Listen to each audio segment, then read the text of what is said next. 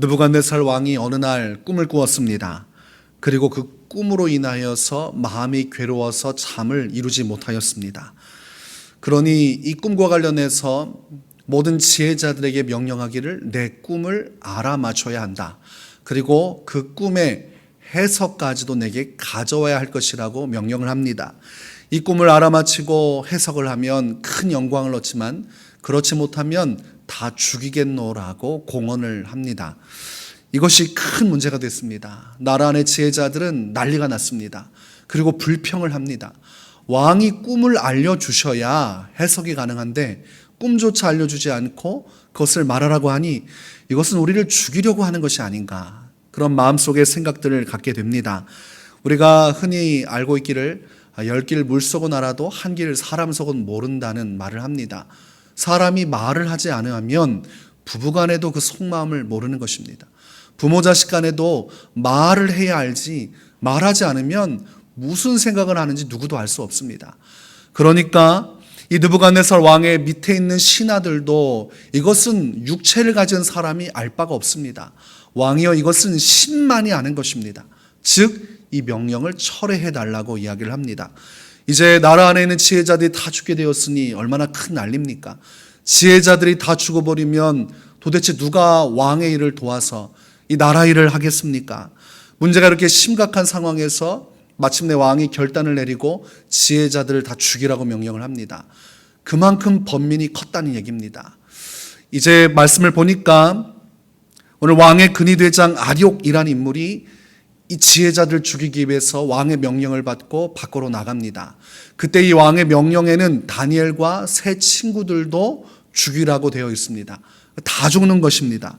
그때 마침 근위대장이 왕 곁에서 나가는 것을 보고 다니엘이 그에게 묻습니다. 도대체 무슨 급한 일이 있느냐? 그랬더니 근위대장이 왕의 명령에 대해서 차근차근 이야기를 해줍니다. 그때 다니엘이 그 기회를 놓치지 않고 그 타이밍을 놓치지 않고 즉시 왕에게로 나갑니다. 하나님께서 다니엘에게 살 길을 열어주신 것입니다. 그리고 왕에게 한 번 더 기회를 요청합니다. 조금 더 말미를 주시면 제가 반드시 그 꿈이 무엇인지 그리고 어떤 의미를 가지고 있는지 해석해 드리겠습니다. 얼마가 남지 않은 기회를 받아가지고 다니엘이 돌아오게 됩니다. 그런데 다니엘이 이 문제를 해결할 능력이 있느냐? 없습니다. 다니엘이 이 이야기를 할 때에도 어떤 방안이 있는 것이 아니었습니다. 다니엘의 마음속에는 한 가지밖에 없었습니다. 하나님께 기도해서 하나님의 도움으로 해결해야겠다. 그러니 믿음으로 선포를 한 겁니다. 아무것도 가진 것도 없고 알 방법도 없고 자신에게 능력도 없지만 하나님께서 도와주실 것을 믿고 왕이여 곧 알려드리겠습니다 하고 집으로 되돌아온 것입니다. 이 문제가 보통 일입니까? 이거 하나님께서 응답하지 않으시면 자기도 죽고 함께하는 세 친구도 다 죽는 것입니다. 그래서 다니엘이 이 큰 문제를 가지고 혼자 짊어지지 않고 세 친구에게로 가서 기도를 부탁합니다. 하나님께서 불쌍히 여기사 우리를 살려주시길 위해서 우리가 함께 기도해야 된다. 그리고 그들이 함께 기도하고 주님 앞에 머물 때에 성경을 보니까 하나님께서 다니엘에게 응답을 주십니다.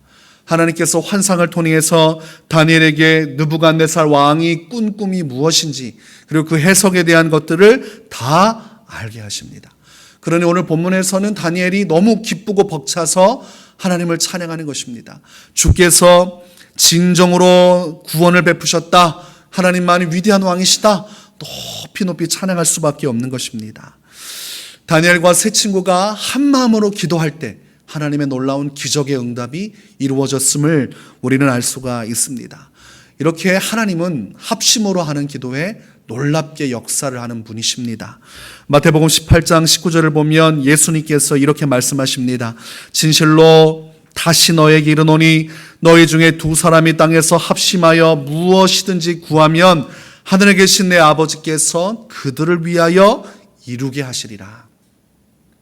그러니까 2명 이상의 사람들이 온전한 기도 제목 하나를 붙들고 함께 열심히 기도하면, 마음을 합하여 기도하면 하나님께서는 그들을 위하여 응답하시겠다. 이것은 합심 기도의 능력에 대해서 예수님께서 말씀하신 것입니다.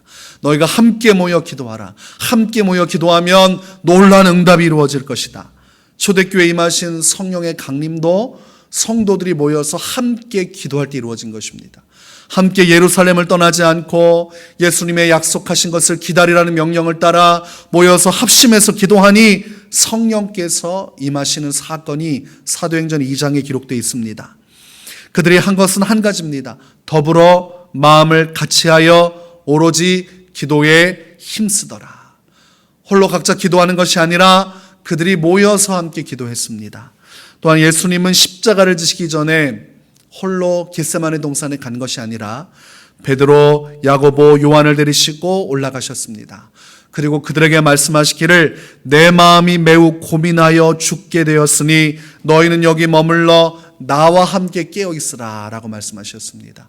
나와 함께 깨어 있으라는 것은 눈만 멀뚱멀뚱 뜨고 있으라는 것이 아니라 너희는 나와 함께 기도하자. 나를 위해서 기도해다오 라고 말씀하시는 것입니다. 예수님은 합심 기도의 능력을 알고 계셨고 또한 그것을 통하여서 제자들을 통하여 이 합심 기도를 이루기를 원하셨습니다. 또한 사도 바울의 그 모든 내용들을 보면 기도에 대한 내용들이 많이 나옵니다. 그의 서신서 속에 기도의 내용들이 나와 있는데 에베소서 6장 19절에서는 에베소 교회 성도들에게 이렇게 말합니다. 또 나를 위하여 구할 것은 내게 말씀을 주사 나로 입을 열어 복음의 비밀을 담대히 알리게 하옵소서 할 것이니 자신을 위해서 성도들이 함께 기도해 주기를 요청하고 있습니다.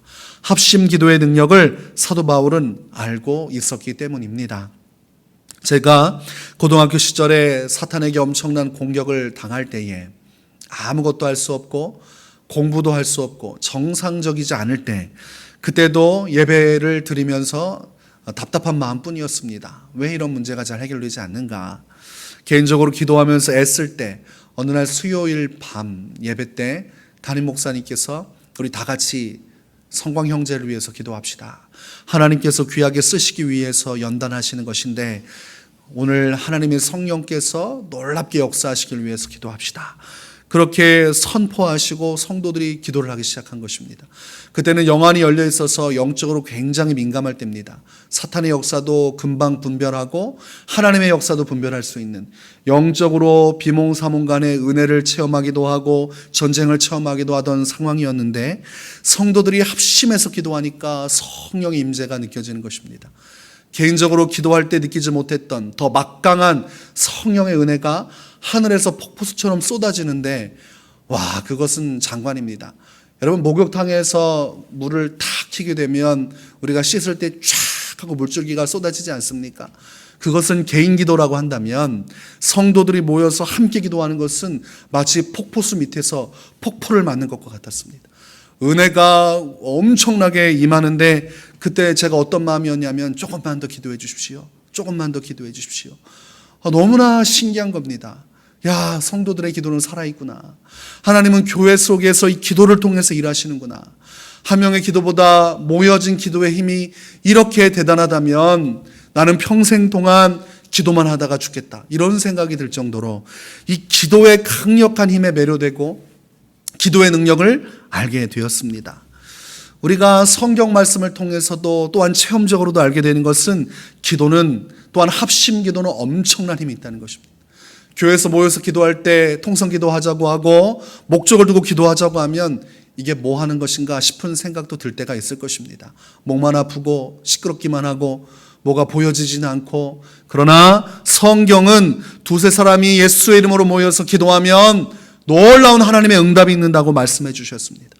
오늘 다니엘과 세 친구는 생명이 왔다 갔다 하는 나라 전체의 지혜자들이 다 죽을 때 같이 죽을 수밖에 없는 절대절명의 위태로운 상황 속에서 하나님께 합심으로 기도했더니 주님이 환상을 보여주신 것입니다. 아니, 어떻게 상상이나 할 수 있습니까? 어떻게 왕의 꿈을 환상으로 알 수 있습니까? 이것이 자연스럽게 일어날 확률이 도대체 몇 %나 되겠습니까? 이것은 하나님으로서만 가능하신 하나님의 응답인 것입니다. 그러니 우리는 교회는 모여서 계속해서 뜨거운 기도의 불을 지펴야 됩니다. 그러면 누군가는 그럴 것입니다. 합심 기도는 대단한데 그러면 개인 기도는 초라하니 개인 기도는 하지 말자라고 말할 수 있을 것입니다. 그것은 어리석은 생각입니다. 왜냐하면 개인 기도의 불이 꺼져 있으면 합심 기도의 불을 태울 수가 없습니다. 내가 기도의 불을 지키고 있고 기도의 은혜를 누리고 있을 때 비로소 그 사람들이 모여서 기도하는 것이지, 기도 하나 하지 않는 사람이 어떻게 합심 기도를 합니까? 내 개인적인 기도의 체험과 은혜가 하나도 없는데 어떻게 그 합심 기도의 능력을 유지하고 그 힘든 삶 속에서 모여서 기도하는 데까지 나갈 수 있겠습니까? 그러니 개인 기도는 철저히 하나님 앞에서 이루어 나가고 은혜를 맛보는 것도 필요하고, 또한 그 개인 기도 속에서 우리가 한 뜻과 한 마음을 모아 합심 기도로 나갈 때 더 큰 은혜가 임하는 것입니다. 불꽃을 생각하세요. 불꽃이 모여서 더 큰 불을 이루는 것입니다. 우리가 작은 기도의 불씨를 가지고 있고 서로가 함께 모여 큰 불씨, 큰 모닥불, 그리고 큰 이루 말할 수 없는 불로 하나님 앞에 기도로 나가면 하나님은 반드시 응답해 주십니다. 우리 교회가 앞으로 주어진 우리의 사명 속에서 다 함께 기도의 불을 지펴서 이 합심 기도를 통하여 놀라운 하나님의 응답을 체험하는 하나님께서 기뻐하시는 공동체가 될 수 있기를 주의 이름으로 축원합니다.